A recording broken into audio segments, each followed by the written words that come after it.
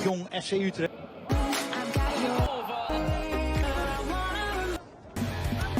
Bek Timnas Indonesia, Kevin Dix, sudah menemukan pelabuhan baru usai menyelesaikan musim 2024-2025. Pasalnya, kontrak pemain 28 tahun tersebut selesai pada 30 Juni 2025 bersama FC Copenhagen. Setiap tim bisa melakukan negosiasi kontrak dari sekarang. Media-media Eropa sudah melaporkan banyak tim besar benua biru yang tertarik dengan jasa pemain kelahiran Apeldoorn tersebut.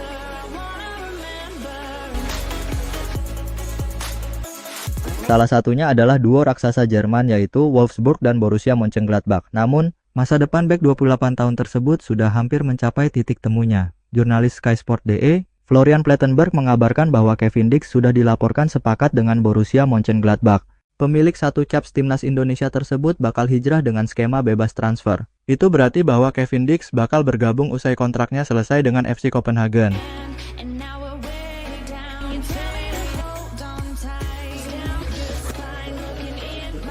Kesepakatan total antara AD Borussia dan Kevin Dix tentang transfer gratis di musim panas telah tercapai, tulis Florian Plettenberg di akun Twitter pribadinya. Kesepakatan tersebut sudah terjadi beberapa hari yang lalu. Direktur olahraga Borussia Mönchengladbach, Roland Virkus, telah meyakinkannya secara langsung. Meski begitu, kesepakatan baru berlangsung secara lisan. Saat ini, proses transfer Kevin Dix masih berlangsung. Pemain timnas Indonesia tersebut masih menjalani tes medis. Selain itu, kedua pihak masih belum menuntaskan kesepakatan soal kontrak kerja. Florian memprediksi bahwa kesepakatan bakal tuntas pekan ini.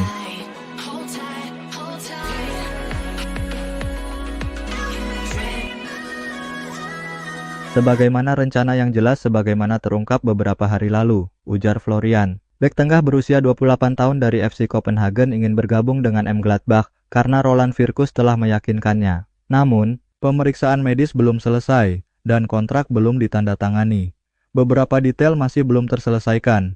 Semua ini diharapkan akan selesai minggu ini, lanjutnya. Tentu sejumlah klub siap-siap bakal kecewa atas kabar tersebut. Sebelumnya, ada nama Trabzonspor dan beberapa tim asal Liga Amerika Serikat yang sudah menawarinya hijrah usai kontraknya selesai dengan FC Copenhagen.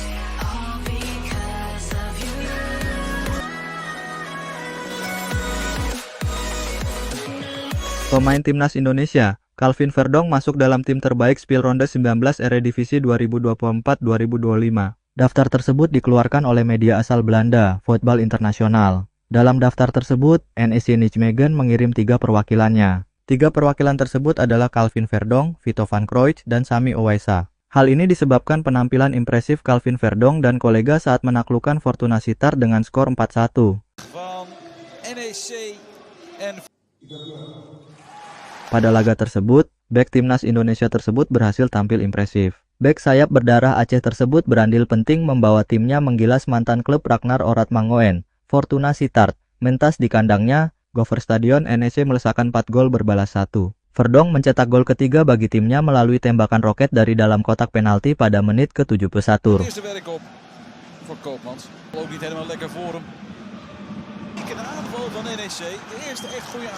Umpan Brian Linssen yang ditujukan ke area tengah gawang membentur kaki pemain lawan. Tanpa babi bu, bola liar dari pantulan itu disambar kaki kiri Verdong secara keras. Ini menjadi gol perdana bek 27 tahun tersebut di Eredivisie 2024-2025. Media tersebut memberi nilai 7,5. VI menobatkan Calvin Verdong dan Vito van Kroijs menjadi pemain terbaik kedua dalam 11 pemain pekan ini.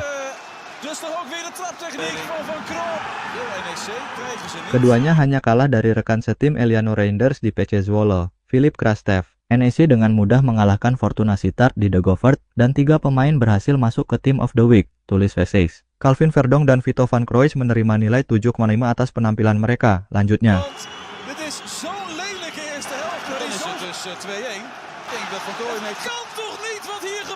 dua pemain timnas Indonesia, Justin Hapner dan Ivar Jenner, kompak mendapatkan kesempatan bermain dan turun sebagai starter. Pertama adalah Justin Hapner. Justin Hapner menjadi starter ketika Wolverhampton Wanderers U21 bertamu ke kandang Crystal Palace U21. Ini merupakan laga lanjutan Liga Premier 2 2024-2025. Pada kesempatan tersebut, Justin Hapner dipercaya tampil penuh.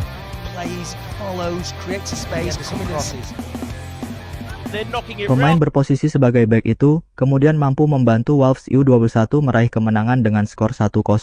Gol semata wayang tim tamu dicetak Daniel Angel pada menit ke-70. Dengan tambahan 3 poin ini membuat Wolves U21 naik ke peringkat 11 di klasemen sementara Liga Premier 2 2024-2025. Wolves U21 kini memiliki 17 poin dari 11 laga.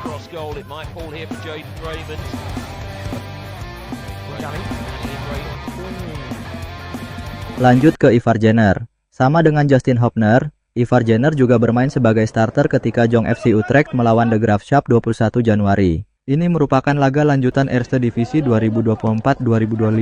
Bedanya, Ivar Jenner tak bermain penuh pada kesempatan tersebut. Pemain berposisi sebagai gelandang itu ditarik keluar pada menit ke-90+2.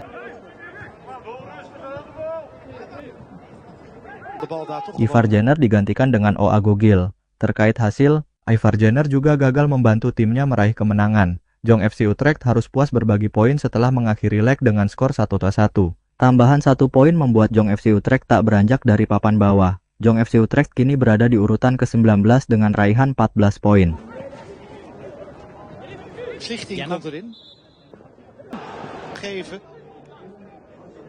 Marcelino Ferdinand dan Ole Romeni tak masuk skuad Oxford United yang menang atas Blackburn Rovers di Liga Inggris. Nasib dua pemain Indonesia di Oxford United sama-sama miris pada lanjutan kasta kedua Liga Inggris akhir pekan ini. Oxford baru saja memenangi laga kontra Blackburn Rovers pada pekan ke-27 Divisi Championship Sabtu 18 Januari lalu. Klub milik Anindya Bakriye dan Erick Thohir berjaya berkat gol tendangan bebas Cameron Brannagan pada babak kedua.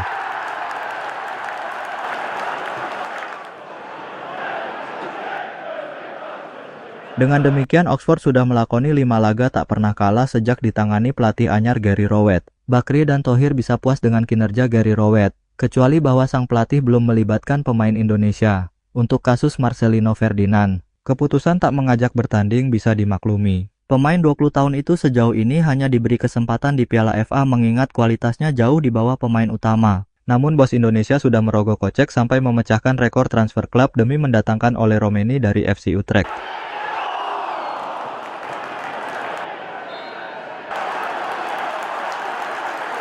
Penyerang kelahiran Belanda itu sedang menjalani proses naturalisasi menjadi WNI, dan sudah bersalaman dengan ketum PSSI. Ole Romeni telah berusia 24 tahun dan datang dari Liga Belanda, sehingga diharapkan bisa memberi dampak instan. Sejak Romeni datang 2 minggu lalu, Oxford melahap 3 pertandingan tanpa pernah melibatkan penyerang barunya. Laga Oxford kontra Blackburn Rovers semalam memperlihatkan tingkat kepercayaan tipis pelatih Rowett pada penyerang titipan bosnya.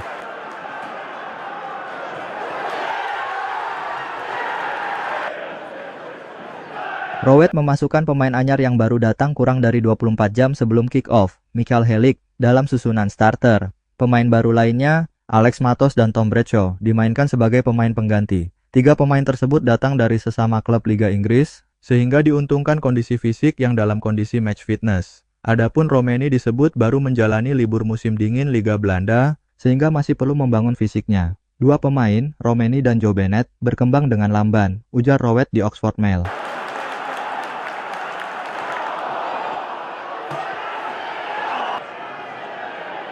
Tapi keduanya sudah mulai ikut berlatih selama kurang lebih 1 pekan terakhir. Keduanya sudah bermain 11-11 selama 25 menit, yang kami coba untuk pemain yang tidak bermain reguler, dan mereka bisa melewatinya. Jangan sampai biaya mahal untuk merekrut Romeni terbuang sia-sia lantaran sang striker tak masuk rencana pelatih. Terlepas dari apapun itu, Marcelino dan Romeni juga harus membuktikan mereka bukan pemain titipan bos Indonesia.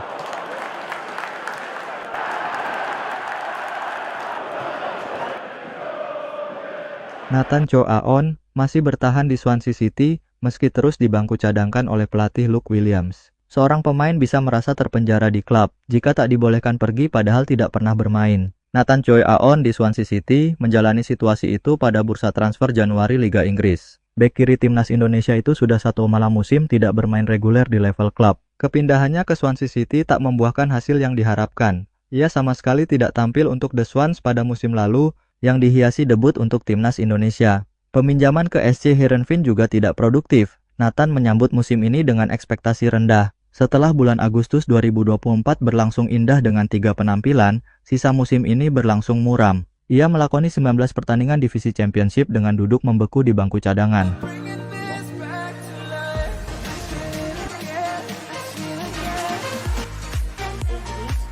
Bahkan ketika Swansea tampil di ajang sampingan Piala FA, Nathan tetap tak mendapat kesempatan. Media lokal Wales Online bahkan sudah meminta pemain 23 tahun itu untuk dijual.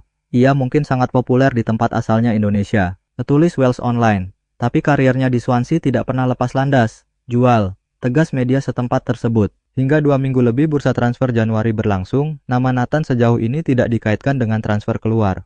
Pihak Swansea rupanya membutuhkan Nathan sebagai bek kiri nomor 2 untuk melapis Josh Tymon. Jika Nathan pergi, Swansea harus merogoh kocek lagi untuk memboyong bek kiri baru. Tampaknya, Nathan harus menunggu absennya bek kiri utama Josh Tymon atau alternatifnya Kyle Naughton, agar bisa bermain di Liga Inggris. Masih ada sisa 2 pekan bursa transfer untuk menentukan masa depan Nathan. Siapa tahu Swansea akan mencarikan klub peminjam pada deadline bursa transfer. They're knocking it round the goalkeeper.